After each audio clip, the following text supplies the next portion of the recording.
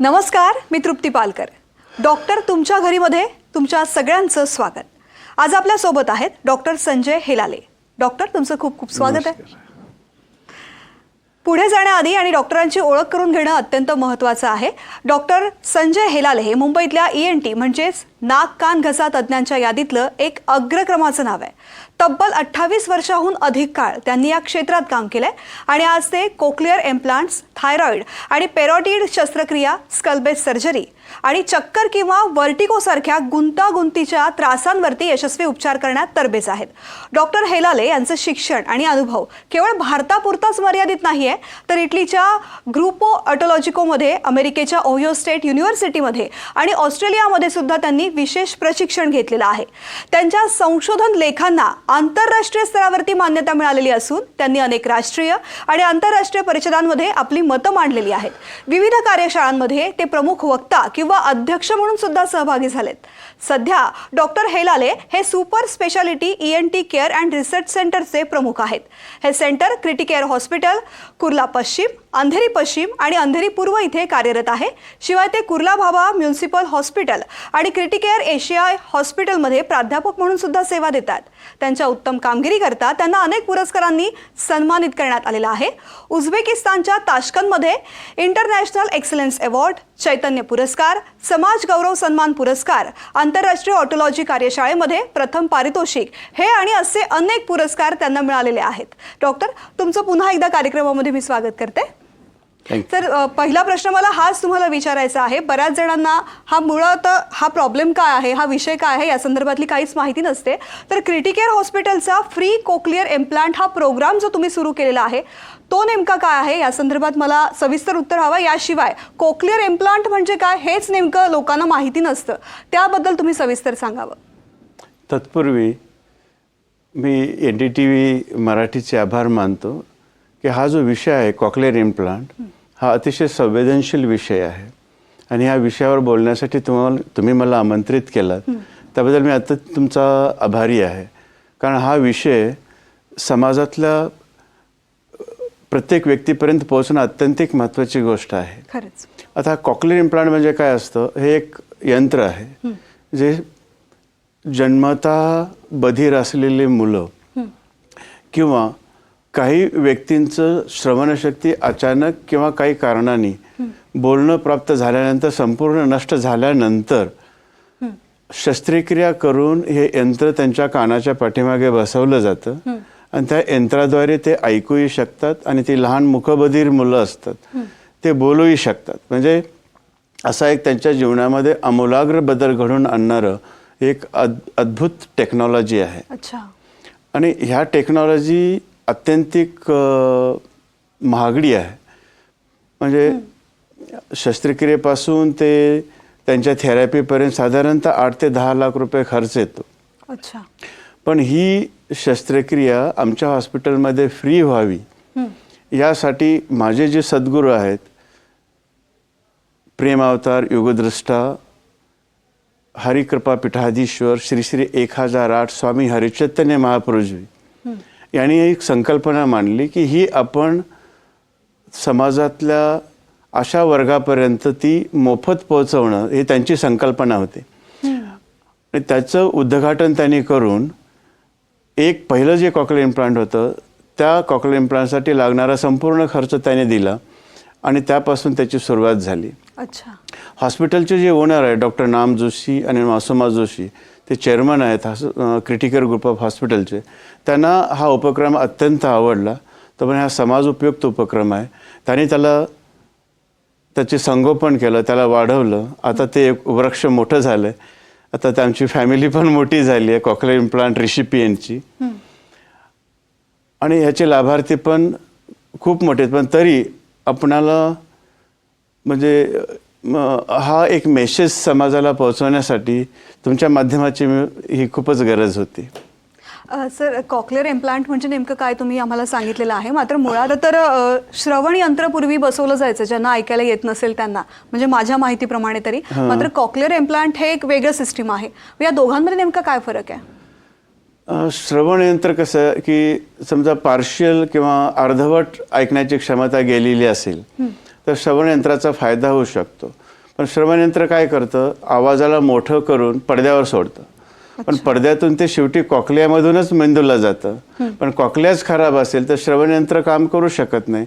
मग cochlear implant हे कॉकलियामध्ये बसून आवाजाचं रूपांतर इलेक्ट्रिकल सिग्नलमध्ये करून ते नव आणि मेंदूपर्यंत पोहोचवतं. ओके. पण दोन्हीचंही आपलं महत्त्व वेगळं आहे. म्हणजे कॉकलिअर इम्प्लांट करणाऱ्या पेशंटला सुद्धा आम्ही अगोदर हेअरिंग एड लावतो. ओके. पण बरेच पालक प्रश्न विचारतात की हेअरिंग एड का लावायचं जेव्हा कॉकलिअर इम्प्लांट करायचंच आहे. पण हेअरिंग एडचं महत्त्व काय आहे की हेअरिंग एड लावल्यामुळे ती जी ऑपरेशन होईपर्यंत त्या पेशींना ती संवेदना चालू ठेवण्यासाठी हेअरिंग एडचा उपयोग होतो. ते दोन्ही टेक्नॉलॉजी एक दुसऱ्याला पूरक आहेत. ओके. पण कॉकलिअर इम्प्लांट हे खूप ॲडव्हान्स टेक्नॉलॉजी आहे. सर, कॉकलिअर इम्प्लांट सर्जरीचा फायदा नेमका कुणाला होऊ शकतो, हे कसं लक्षात येतं की एखाद्या व्यक्तीला श्रवण यंत्राच्या ऐवजी या इम्प्लांटची गरज आहे? कॉकलिअर इम्प्लांट सर्जरी करण्याचे एक निकष असतात, त्याच्या क्रायटेरियाज असतात की कुणाला कॉकलिअर इम्प्लांट करायचं. ज्या व्यक्तीची ऐकण्याची क्षमता खूप खराब आहे, म्हणजे severe to profound hearing loss आहे, त्यांना मशीननं काहीही फायदा होत नाही ऐकण्याच्या मशीनने, अशा व्यक्तींना कॉकलिअर इम्प्लांट केलं जातं. पण त्याच्या साधारणतः 3 ग्रुप आपण धरूया. एक तो जन्मता मूकबधीर असलेला, दुसरा प्रौढांमध्ये ज्यांचं म्हणजे सगळं जीवन सुरळीत चाललं असताना काही कारणाने ऐकण्याची क्षमता गेलेली व्यक्ती, ज्याच्यामुळे हेअरिंग एडला त्यांना फायदा होत नाही. आणि तिसरी कॅटेगरी आहे ते नैसर्गिकरित्या, जसं वयोवृद्ध झालेला माणूस आहे, त्यांना आपण हेअरिंग एड लावून बघतो की हेअरिंग एडने त्यांना काही फायदा होतो की नाही होत. नसेल त्यांना पण कॉकलिअर इम्प्लांट करू शकतो. वयोवृद्ध माणसांना सुद्धा करू शकतो. अच्छा, म्हणजे एज हा काही लिमिट नाही? लिमिट नाही, पण फक्त त्या सर्जरीसाठी ते फिट असायला हवे. ओके. तोच एक क्रायटेरिया. ते सगळ्या टेस्ट करून मग तुम्ही डिसिजन घेता की कशा पद्धतीने? वयाचा क्रायटेरिया नाही, तर ते फिजिओलॉजिकली त्यांची नैसर्गिक प्रकृती चांगली असेल ऑपरेशनला सामोरे जाण्याची, तर त्या व्यक्तीला कुठल्याही वयामध्ये आपण कॉकलिअर इम्प्लांट करू शकतो. सर, जसं की म्हणतात की कुठल्याही आजारामध्ये लवकर निदान होणं अत्यंत आवश्यक असतं. मात्र लहान मुलांमध्ये कशा पद्धतीनं ह्याचं एक निदान करण्याची पद्धत आहे आणि लवकरात लवकर जर निदान झालं तर कसा फायदा होऊ शकतो? लवकरात लवकर निदान लागणं आणि उपचार करणं हे सर्वसाधारण मेडिकल सायन्सचा एक सिद्धांतच आहे. पण इथे तो अत्यंतिक महत्त्वाचा आहे. म्हणजे कॉकलिअर इम्प्लांट प्रोग्रामचं जे सक्सेस आहे त्याची मुख्य पायरी आहे ती अर्ली डिटेक्शन, अर्ली इंटरव्हेन्शन. त्याच्याशिवाय त्याला पर्यायच नाही.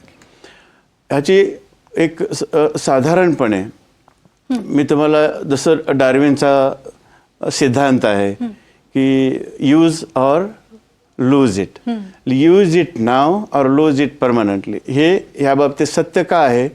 कारण मेंदूमधल्या ज्या ऐकण्याची क्षमता, ऐकण्याचं सामर्थ्य असणारा जो क्षेत्र आहे तो जन्मता सुप्त अवस्थेत असतो. मग ऐकण्याची क्षमता असलेल्या मुलांमध्ये आपण बोलतो आणि ती उजागर होते. पण ते वयाच्या फक्त 3 वर्षाच्या आतच ते व्हायला हवं. पण ज्यांना ते ऐकण्याची क्षमता नाही आहे, जन्मतः ते बधिर आहेत, त्यांना मेंदूमध्ये असलेल्या त्या क्षेत्रातली संवेदना पोहोचलेलीच नसते.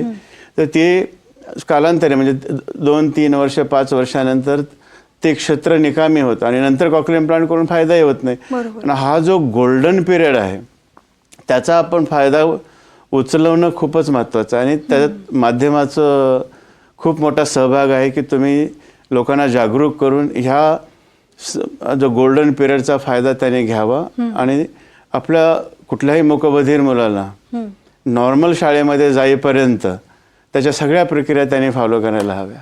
निश्चित. सर, तुम्ही मगाशी बोलताना उल्लेख केलात की एक छोटीशी संकल्पना तुम्ही मांडलेली होती जिचं रूपांतर एका मोठ्या वटवृक्षामध्ये झालेलं आहे. असे अनेक लाभार्थी असतील की ज्यांनी त्यांचे अनुभव तुम्हाला शेअर केलेले असतील आणि कशा पद्धतीनं फायदा झाला हे तुम्हाला सांगितलेलं असेल, तर तुम्ही काही अनुभव आमच्या प्रेक्षकांसाठी सांगू शकलात तर? म्हणजे आतापर्यंत पूर्ण जगामध्ये साधारणतः 10 ते 12 लाख लोकांना कॉकलिअर इम्प्लांट सर्जरी करण्यात आलेली आहे. तर आमच्या केंद्रामध्ये 3 वर्षाच्या आत हे फ्री आहे. तर असे अनेक उदाहरणं मी सांगू शकतो की 3 वर्षाच्या आत त्यांचं कॉकलिअर इम्प्लांट झालं आणि ते रेग्युलर स्कूलमध्ये जाऊ शकतात. काही उदाहरणं आपण व्हिडिओद्वारे बघू शकतो. निश्चित. आपण व्हिडिओच्या माध्यमातून पाहूयात की कशा पद्धतीनं तुमच्या इथे अनुभव घेतलेला आहे लोकांनी. पैदा हुई तो एज अ नॉर्मल चाइल्ड की तरह हम लोग उसको समझते थे, बट जैसी जैसी वो बड़ी हुई तो हम लोगों ने नोटिस किया कि हम लोग उसको बुलाते हैं तो वो पलटती नहीं है. कितना बार उसको रिहान रिहान रिहान करके बुलाया तो नहीं सुना. तो हम लोग के मन में एक क्वेश्चन आया कि मतलब क्यों बच्चा मतलब रिएक्ट क्यों नहीं कर रहा है कोई आवाज पे. आम्ही बेरा टेस्ट केली नव्याची, तेव्हा त्या समजलं की नव्याला आवाज येत नाही, ऐकायला येत नाही.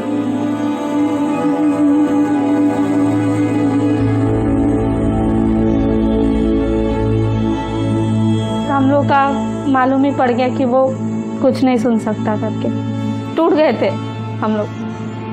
बदन ही हिल गया, ये क्या हो गया, ये सुन नहीं रहा है.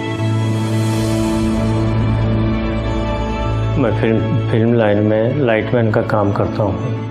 हम लोग को वाकई कंपलसरी लगाना ही पड़ता हेडफोन, उसकी वजह से मेरा दोनों कान खराब हो गए. तब से मुझे काम भी बराबर नहीं मिल रहा है.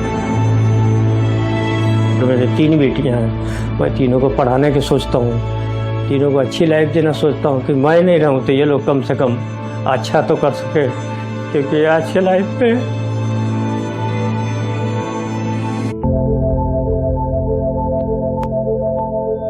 जब उसका स्विच ऑन हुआ, जब उसके कान पे जब मशीन लगाई, जब उसको पीछे से आवाज दिया गया,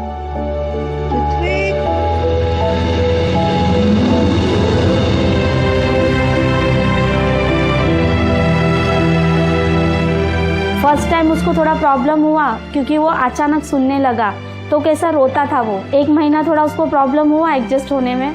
तो हम लोगों ने क्या करा, म्यूजिक वाला वो आता है ना, वो लगा के उसमें चालू कर दिया तो ये अपने आप उठ के झूम झूम के डांस करने लगी. तो उसके पापा जैसा बुलाते तो भाग के जाते उसके पास जाके गोद में जाने के लिए. जब उसने पहली बार मुझे मम्मा बोला, अल्लाह मैं रोने लगी. दादा कम ऑन. बाद में 1.5-2 साल के आदमी सर वो बात करने लगी. 3 to 4 लाइन के सेंटेंस भी बोल लेती और एक नर्सरी राइम भी प्रिपेयर कर ली है उसने. हमारा भी बच्चा नॉर्मल स्कूल में जाएगा, नॉर्मल लोगों के साथ खेलेगा कूदेगा. अभी वो नॉर्मल हो गया.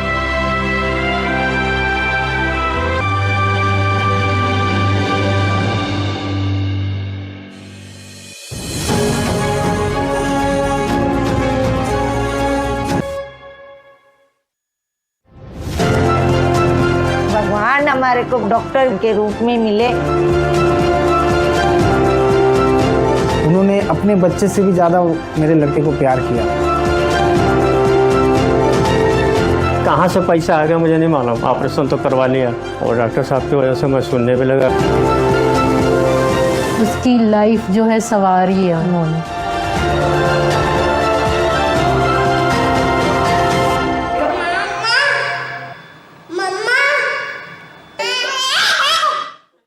मेरी बेटी पैदा खूप हुई छान तो वाटतं ना जेव्हा असे लोक आपला अनुभव सांगतात, अनुभव शेअर करतात, त्यांचा आनंद व्यक्त करतात. तेव्हा एक डॉक्टर म्हणून कितीतरी आनंद तुम्हाला होत असेल. मला पुढे प्रश्न विचारायचा आहे तुम्हाला. खरं तर मगाशी आपण चर्चा करताना तुम्ही म्हणालात की लहान मुलांच्या मध्ये लवकर उपचार होणं हा गोल्डन टाइम पिरियड मानला जातो. पण समजा वयोवृद्ध व्यक्ती किंवा मध्यम वयाच्या व्यक्तींना असा त्रास होत असेल तर त्यांना सुद्धा उपचार करता येऊ शकतात का? हो, नक्की. तर आता मी एक उदाहरण देतो.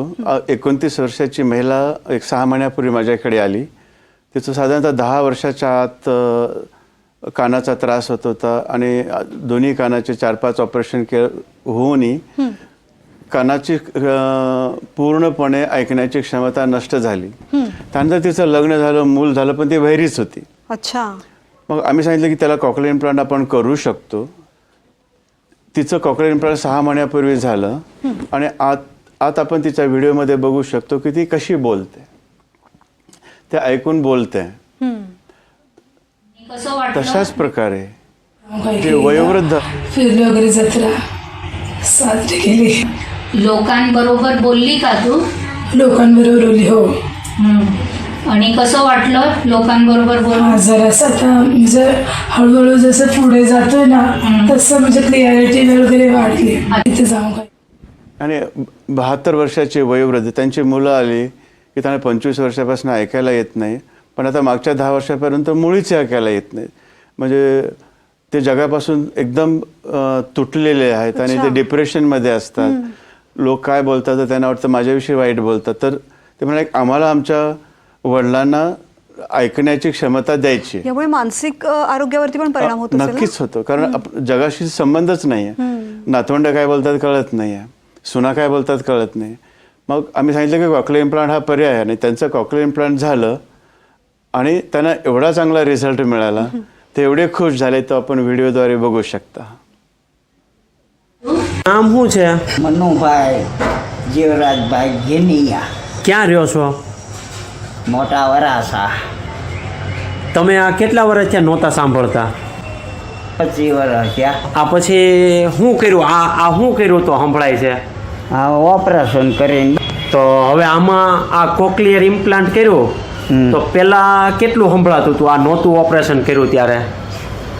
ત્યાં હસોડું નહોતું સંભળાતું. નામ શું છે? सर, खरं तर बऱ्याच जणांच्या मनामध्ये आत्ता हा कार्यक्रम बघताना एखादी शंका निर्माण झालेली असेल की हे सुरक्षित आहे का, कशा पद्धतीनं केलं जातं, तर या प्रेक्षकांना तुम्ही काय सांगाल? कारण कॉकलियर इम्प्लांट ऑपरेशन हे अतिशय सुरक्षित आहे. म्हणजे आतापर्यंत 10 लाख लाभार्थी पूर्ण जगामध्ये आहेत. याचे कॉम्प्लिकेशन रेट निग्लिजिबल आहे. हे एक साधारण आपण कानाचे ऑपरेशन पाहतो, सर्वसाधारण ऑपरेशन, कानाच्या पडद्यासाठी, कानाच्या हाडा सडण्यासाठी जे काही ऑपरेशन केलं जातं तशाच प्रकारचं हे एक ऑपरेशन आहे. याविषयी भ्रामक कल्पना भरपूर आहेत की मेंदूमध्ये इम्प्लांट टाकतात वगैरे. असं नाही आहे. लहानसं इथे कट घेऊन ह्या हाडांमध्येच एक सॉकेट बनवून हे कॉकलियर इम्प्लांट बसवलं जातं. म्हणजे हे इतर ऑपरेशनप्रमाणेच हे एक ऑपरेशन आहे. यात कसलीही कॉम्प्लेक्सिटी नाही आहे. अच्छा, म्हणजे हा एक फक्त एक मिथ आहे, गैरसमज आहे. खूप गैरसमज आहे. ओके. त्यामध्ये ऑडिओ व्हर्बल थेरपीची काय भूमिका असते नेमकी? ऑडिओ व्हर्बल थेरपी ही अत्यंतिक महत्त्वाची आहे. म्हणजे सर्जरी म्हणजे फक्त ऐकण्याची क्षमता देतं, ते फक्त 20% काम करतं. पण ऐकून त्या शब्दापासून शब्दाचा अर्थ, शब्दाच्या अर्थापासून वाक्यापासून बोलण्यापासून भाषण तयार करणं, ह्या ज्या प्रक्रिया आहेत ते फक्त थेरपीमुळे शक्य होतं. आणि ती थेरपी साधारणतः ऑपरेशननंतर 2 ते 3 वर्ष चालते.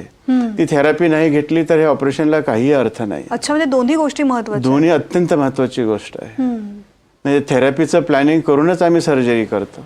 ओके. सर, दोन्ही कानामध्ये कॉकलियर इम्प्लांट आवश्यक असतं की एकाच कानासाठी केलं तरी उपयोगी ठरू शकतं? कसं आहे की देवाने आपल्याला 2 डोळे दिले, 2 हात, 2 कान, 2 पाय, 2 किडनी, याला काहीतरी अर्थ आहे. तर आपण एका कानाने ऐकणं एक म्हणजे कमीत कमी रिक्वायरमेंट आहे. पण दोन्ही कानाने ऐकणं हे खूप महत्त्वाची गोष्ट आहे. म्हणजे जी दोन्ही कानाचे कॉकलियर इम्प्लांट झालेल्या मुलांमध्ये आणि एका कानाच्या कॉकलियर इम्प्लांटमध्ये त्यांच्या परफॉर्मन्समध्ये, स्कूलमध्ये, एज्युकेशन, कॉन्फिडन्स लेवल, भाषाशैली, ह्या सगळ्यामध्ये अत्यंतिक फरक. आपण असे 2-3 उदाहरणं बघू शकता व्हिडिओद्वारे. Mango, papaya, grapes, strawberry, kiwi. Mango, पपैया, ग्रेप्स, स्ट्रॉबेरी, कीवी. भगवान जी लड्डू खाता है. That's right. क्या कर रहा है वो? स्कूल जा रहा है. बनाना, एप्पल, वाटरमेलन, पपैया. कौन है वो? बकरी है कि कौन है? बकरी नहीं, ये मंकी है. करेक्ट. ये मंकी का नाम है बबल्स. बबल.